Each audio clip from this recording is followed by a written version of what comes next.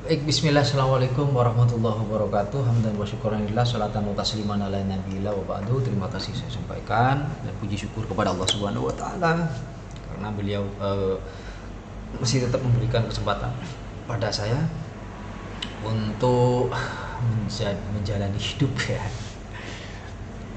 Dan juga salawat beserta salam Allah tetap tercurah limpahkan ke hariban junjungan kita, yaitu Nabi besar kita, yaitu Nabi Muhammad sallallahu alaihi wasallam. Sebagaimana biasa, kita awali pertemuan ini dengan pembacaan basmalah dan doa dengan harapan apa yang kita upayakan dan apa yang kita rencanakan memberikan kebermanfaatan dan memberikan sarana kesuksesan pada kita serta mendapatkan ridho dari Allah Subhanahu wa taala. Bismillahirrahmanirrahim, berdoa dimulai.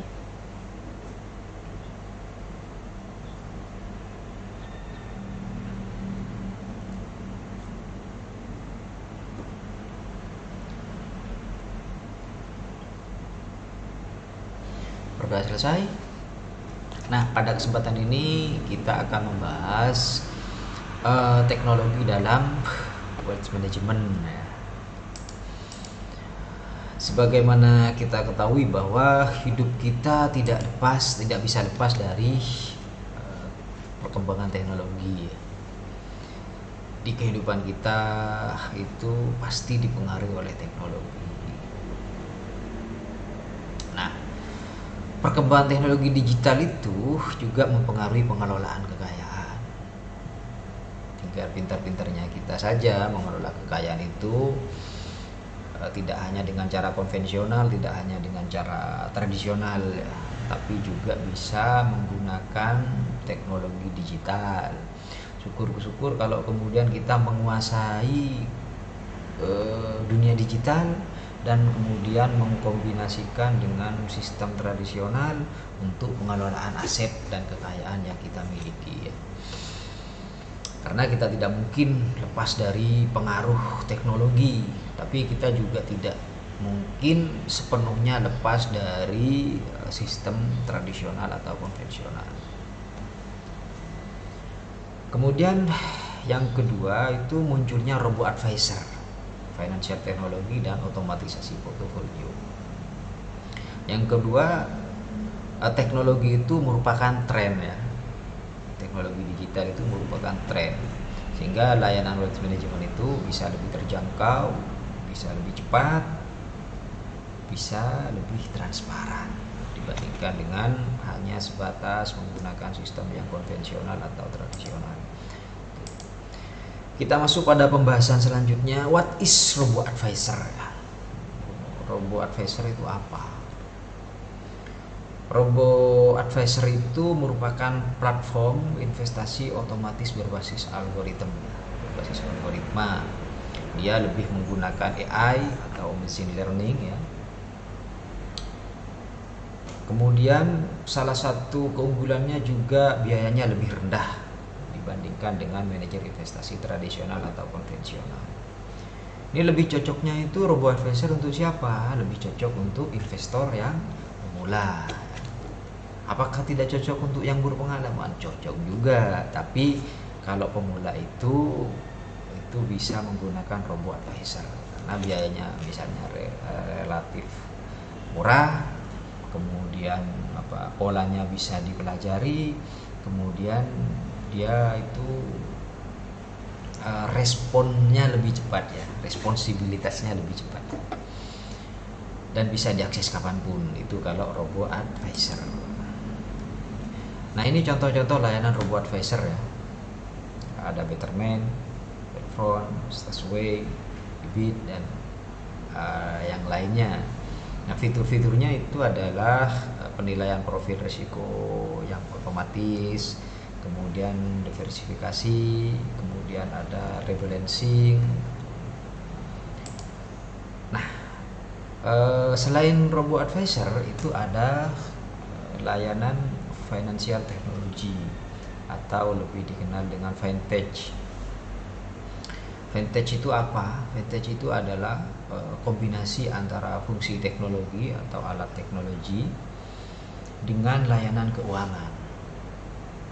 Ya, segala bentuk layanan keuangan itu ketika digabungkan dengan teknologi itu masuk pada fintech. Misalnya pembayaran menggunakan fungsi teknologi, misalnya dengan QRIS dan lain sebagainya, itu masuk pada vintage, dan itu bagian dari hal-hal yang dibahas dalam perkembangan wealth management. E-wallet misalnya, seperti yang nggak asing lagi bagi teman-teman, Dana, OVO dan lain sebagainya. Disclaimer ya, tanpa mau mempromosikan salah satu e-wallet, enggak, cuma itu bagian dari contoh yang mungkin familiar di dalam pengetahuan teman-teman semua.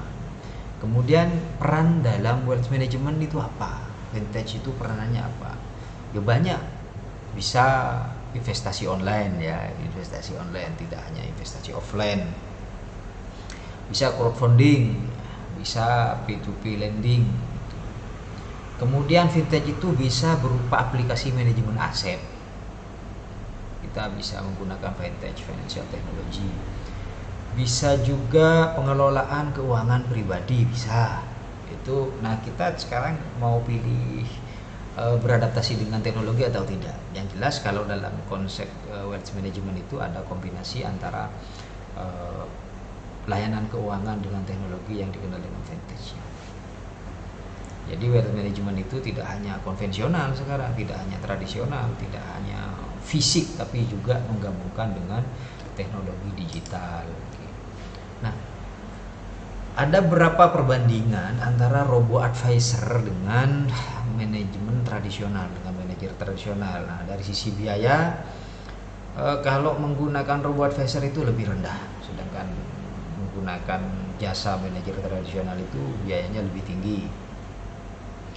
Kalau dari sisi interaksinya, kalau menggunakan robo advisor itu menggunakan digital ya, tentunya juga didukung dengan alat-alat teknologi ya, HP misalnya, sinyal misalnya. Tapi kalau interaksi dengan manajer tradisional itu harus tatap muka.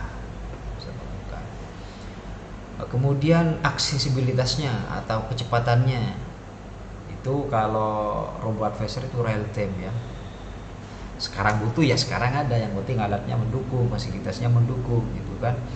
Kalau manajer tradisional ya bergantung pada manusianya, tergantung pada kesibukannya, pada misalnya harus buat janji dulu, kemudian harus mendatangi misalnya, atau harus didatangkan misalnya. Berbeda dengan menggunakan dukungan teknologi digital atau atau dikenal dengan robo advisor. Kemudian penyesuaian portofolionya. Kalau menggunakan robo advisor itu otomatis ya. Kalau manajer tradisional itu menggunakan sistem yang manual. Nah, keuntungan dari penggunaan teknologi yaitu efisiensi waktu dan biaya.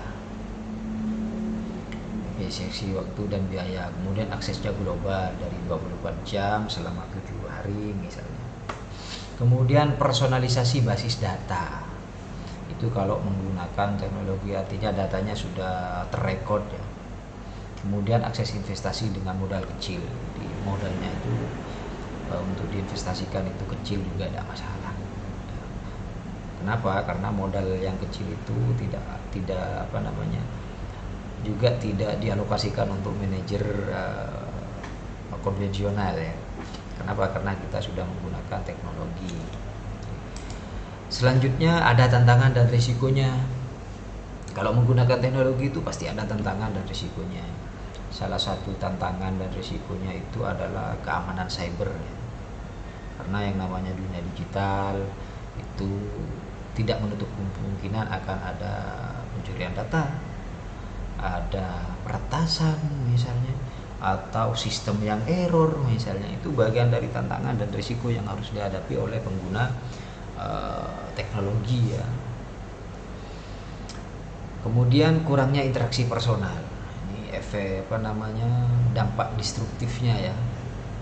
Walaupun berdekatan, kadang tidak ada interaksi antar individu. Itu bagian dari tantangan dan risiko adanya teknologi digital. Kemudian ada keterbatasan algoritma pada kondisi ekstrim ya. Jadi ini yang perlu mendapatkan perhatian secara edukatif juga. Kemudian regulasi dan perlindungan konsumen. Jadi regulasinya itu bukan kemudian nggak jelas, masih minim, perlindungan konsumen juga minim, atau walaupun ada secara implementatif itu kurang maksimal gitu. Kenapa? Karena ini dunia digital kan. Dunia digital. Kemudian ada tren masa depan. Tren masa depan itu yang menjadi semacam kebanggaan pada kita ketika kita masuk dalam vibes yang seperti ini, yaitu mengintegrasikan AI dengan big data untuk memprediksi pasar. Artinya ada analisis artificial intelligence, ya, kecerdasan buatan dengan big data, sehingga bisa menggunakan alat teknologi untuk memprediksi pasar. Kemudian hybrid model, yaitu menggabungkan antara robot advisor dengan manajer manusia.